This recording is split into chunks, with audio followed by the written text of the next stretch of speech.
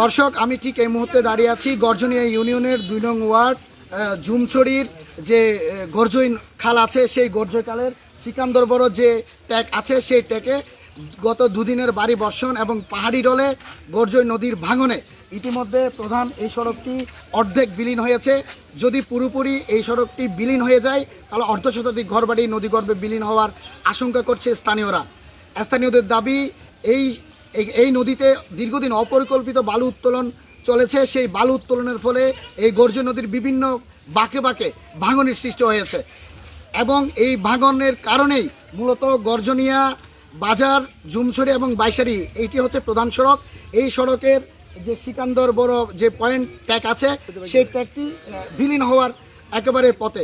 এটি যদি বিলীন হয়ে যায় তাহলে ঝুমছড়ি এই অঞ্চলটি এবং বড়বিল মিলে এটা একটি কুতুবদিয়া দ্বীপের মতো অবস্থা তৈরি হবে এবং আরও বিভিন্ন পয়েন্টে ভাঙন দেখা দিয়েছে। নতুন বাজার যাওয়ার পথে যে প্রধান রাস্তা, সেটি কিছুদিন আগে এলজিডির মাধ্যমে সেটি মেরামত করা হয়েছিল।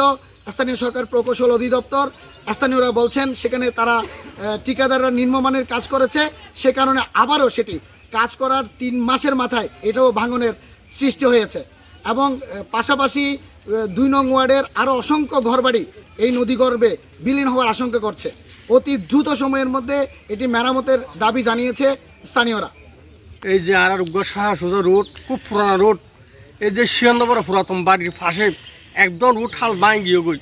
অতি সত্তর যদি সরকার যদি একটা পদক্ষেপ ননি যায় আর এবং যদি জিয়া ব্যাগ নদে আর এবং যদি বলিয়াস্থান নদে, ইয়ে নিতে প্রায় ১৮০ ঘর ধ্বংস হয়ে যাব।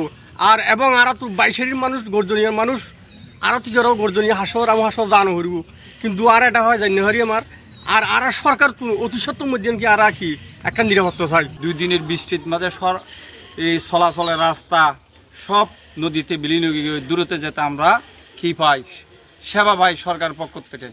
তো না হলে আমাদের এই গ্রাম ১০০ ঘরের উপরে গ্রাম আছে, সব গ্রাম ধ্বংস হয়ে যাবে। তো আমি অনুরোধ করছি সরকারকে দ্রুত যেতে, কেনা চলাচলের রাস্তা যেতে কি হয় মেরামত হয়। কিছু ভাইয়েরা এই বালু উত্তোলন করতে গিয়ে আমাদের এই ভাঙনটা হয়। ইতিমধ্যে দুই এক মাস আগে এই এলজিডি কর্তৃক এই ভাঙনটি মেরামত হয়েছিল। কিছু গাছ আর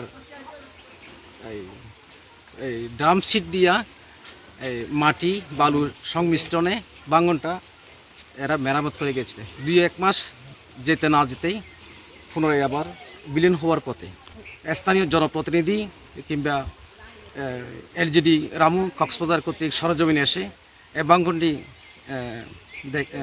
দেখভাল করার জন্য সবিনয়ে অনুরোধ করব।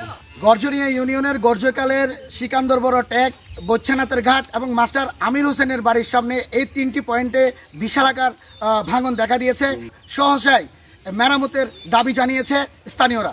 হাফিজুল ইসলাম চৌধুরী, TTN, গর্জনিয়া।